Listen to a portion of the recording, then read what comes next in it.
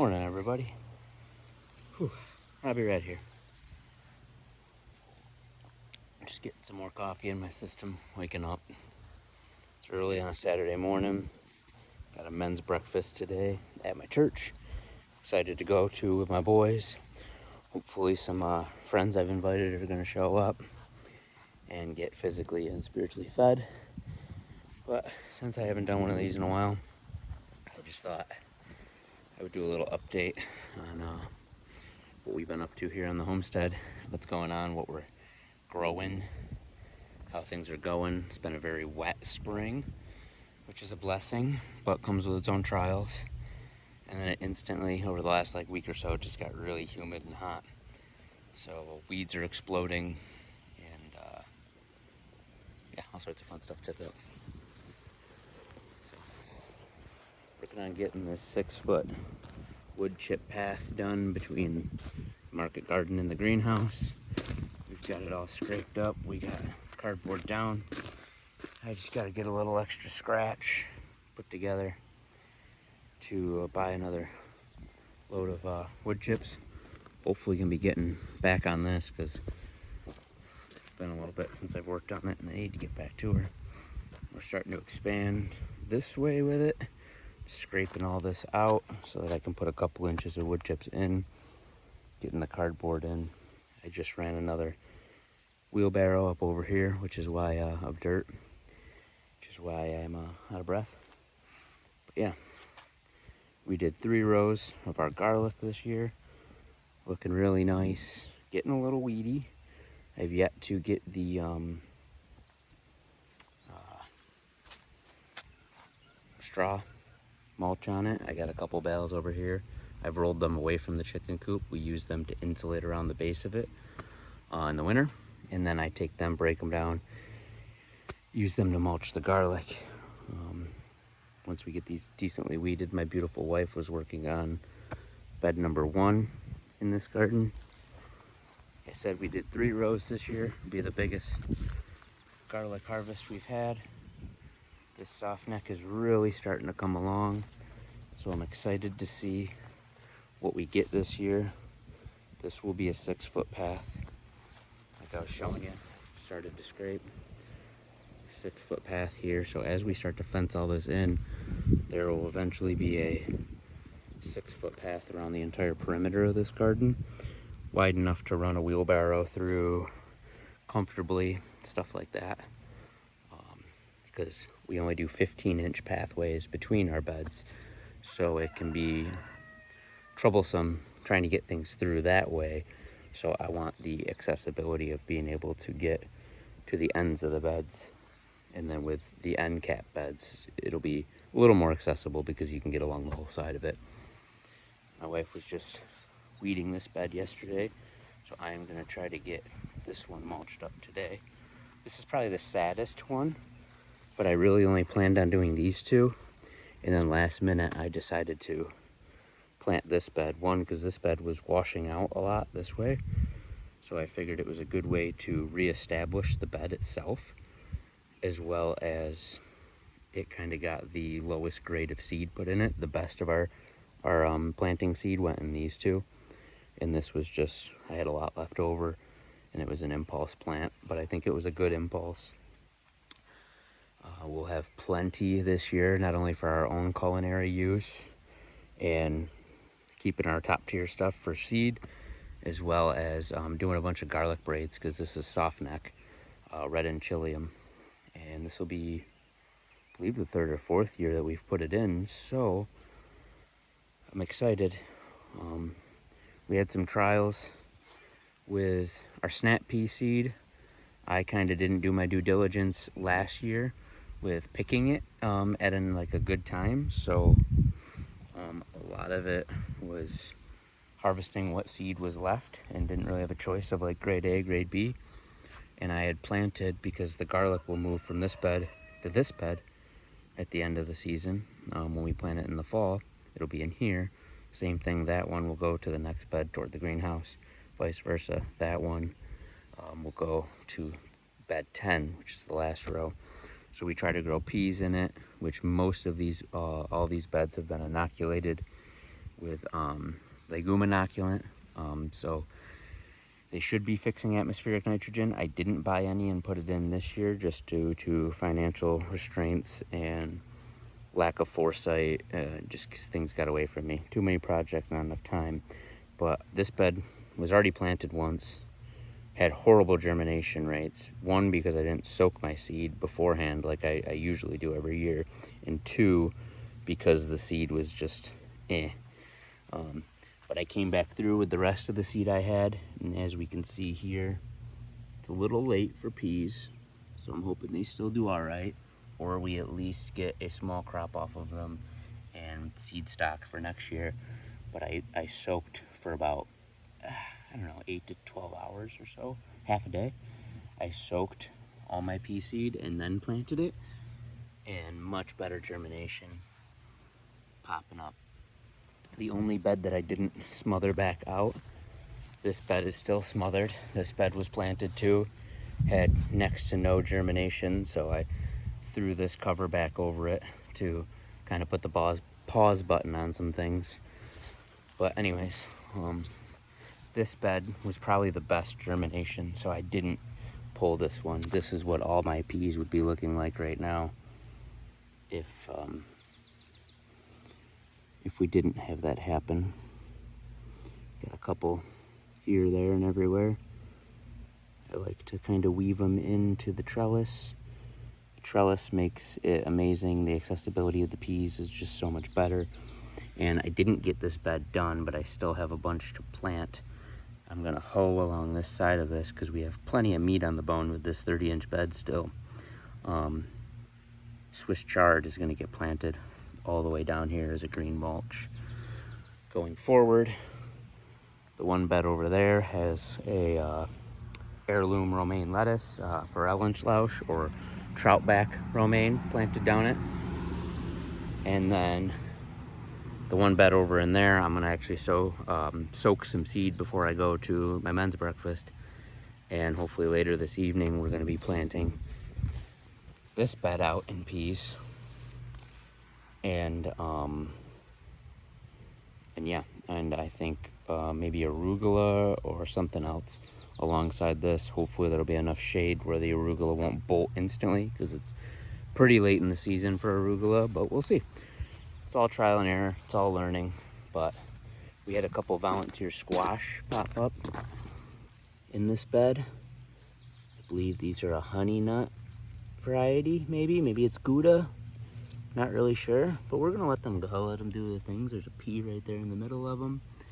And then where my germination was spotty, and it's already starting to get all smothered out because, like I said, the weeds are exploding right now. We came back through with pea seed when we were planting that other bed out, and as you can see, there's a couple spots where I just came through and popped a couple pea seeds in here and there. That guy's doing great. He knows the drill. Crushing it, buddy. Can't wait to munch on some snap peas from you. Not only these are an awesome crop that us and our children love, but hopefully rebuilding the beds in a more natural way. We end up cutting all the plants at their base, and we leave their fine friable roots in there to break down, add more organic matter into the soil.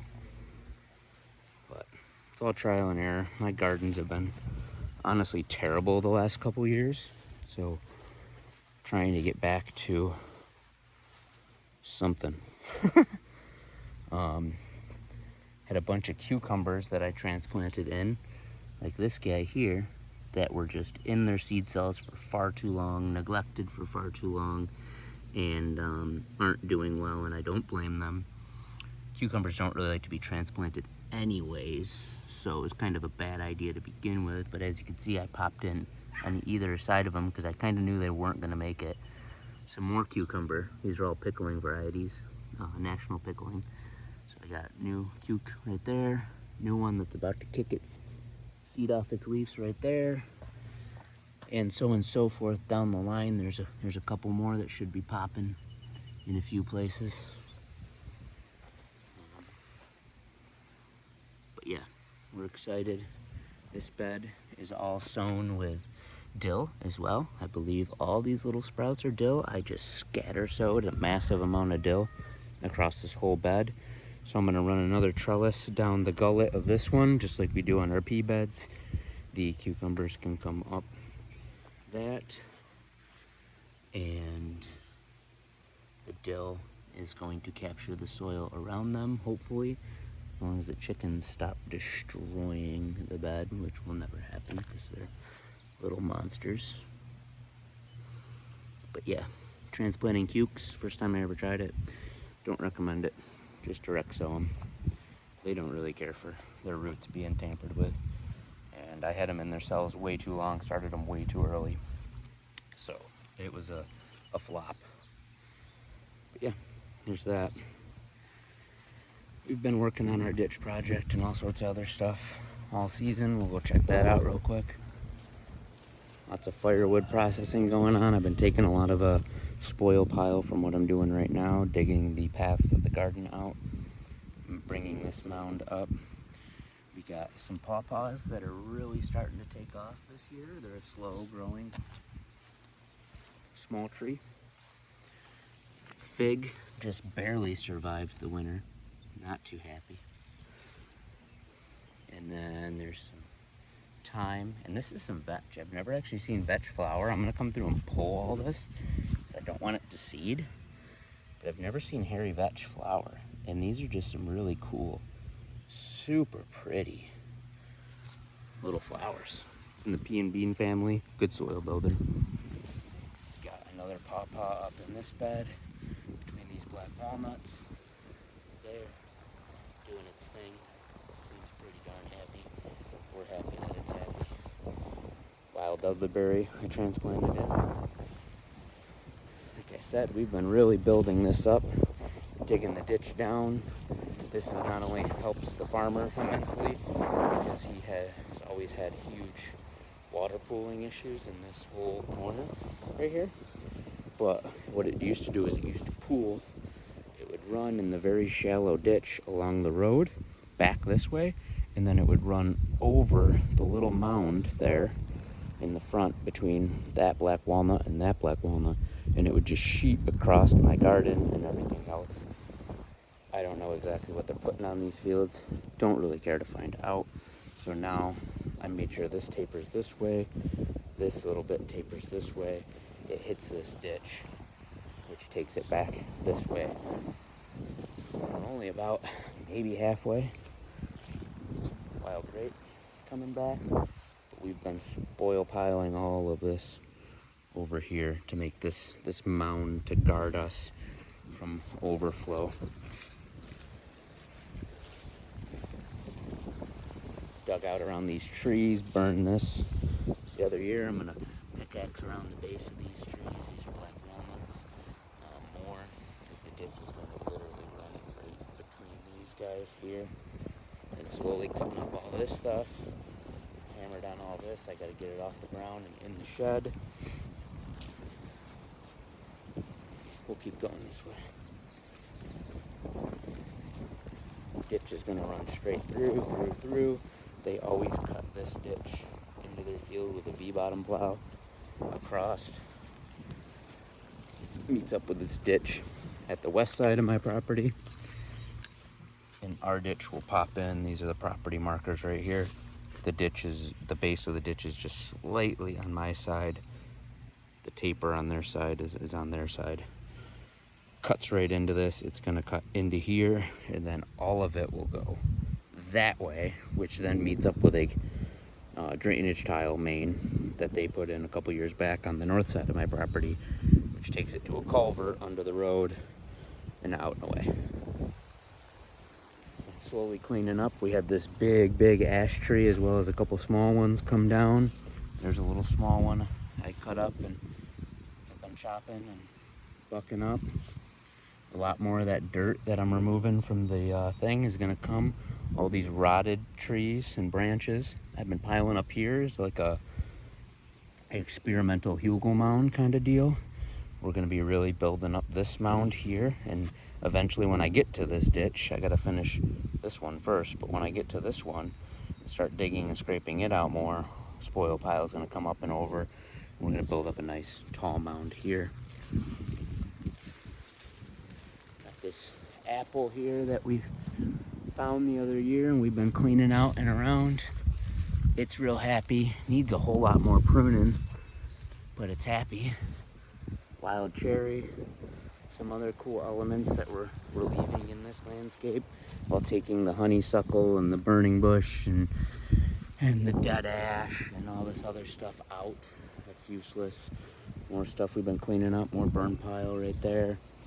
One thing I wanted to show you, my buddy CP. If you see this, CP, we appreciate you so much. He owns First Fruits Farm and Nursery. We've been trading cuttings with him. And we got all these Nanking cuttings that are waking up.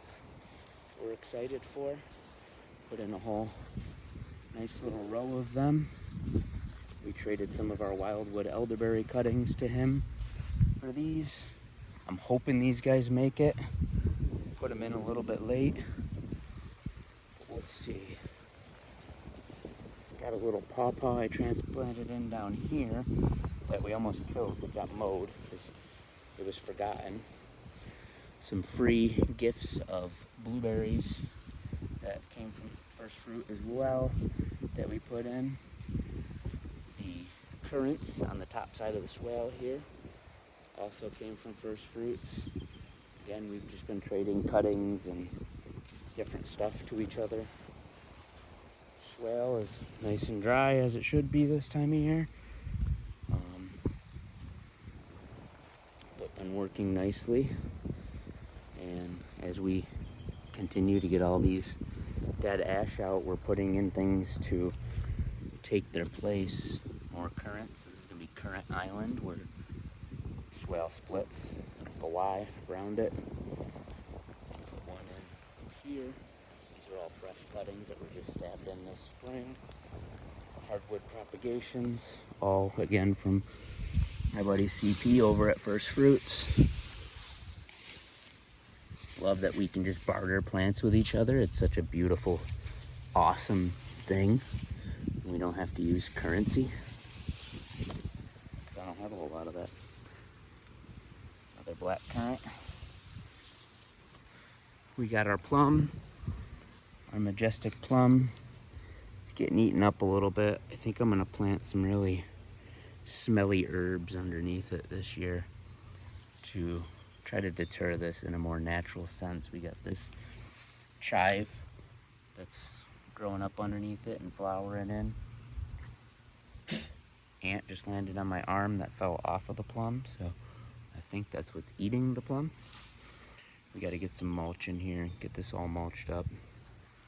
This currant we planted in, this was the last cutting I put in this year, and I don't think this one's taken, unfortunately. Not a single sign of growth on it. But you'll have that. So, that's just some of the stuff that's going on here this year. Expanding this. This is kind of the start of the food forest. It's spreading that way and spreading this way as the swale spreads. And it's going to be meeting up with our little hazel plot down here. A lot of these overstory trees are black walnut, which we're going to be hopefully utilizing more in the future as far as making salves and eating the nuts. They're an acquired taste, but we have such an abundance of them, it would be a shame to, deny them, essentially. Hazelnuts, doing okay. Need some love. One that was right in here died. You can see the skeleton of it there. Another one here. They should be every 6 feet. Ow! That's a spiky little thistle right there. A lot of them. Thistle. Mr. Thistle is abundant up here. And so is the Morning Glory. Morning Glory just drags everything to the ground up here.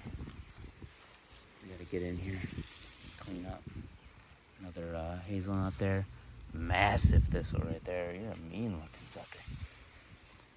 Got horseradish and blackberries over here. I know there's another hazel somewhere. There you are. No? Yes, there you are. And then another big one here. This one put on its first crop last year. Expecting it to do some more. There was strawberries growing underneath these, but I'm struggling to keep up with everything. Oh, there still is. There's a strawberry blossom. Afraid to put my knee down because I'm sure there's some crazy thistles up in here. But yeah, so having fun. Cleaning up, trying to keep up. I'm sure everyone else out there is too. Apple trees. Been doing a Hugel style mound under here. Dumping a lot of dirt over here as well. Collecting big old stones to wrap these edges with. Hold all the dirt back. Lots of projects. Not enough time. If only that dog had thumbs so she could move and pull tools. Move dirt and pull tools. But that's about the gist of it. I'm gonna jump off here. Lots to do. Not enough time to do it. Hope everyone's enjoying nice weather. Hope everyone's healthy. Take care.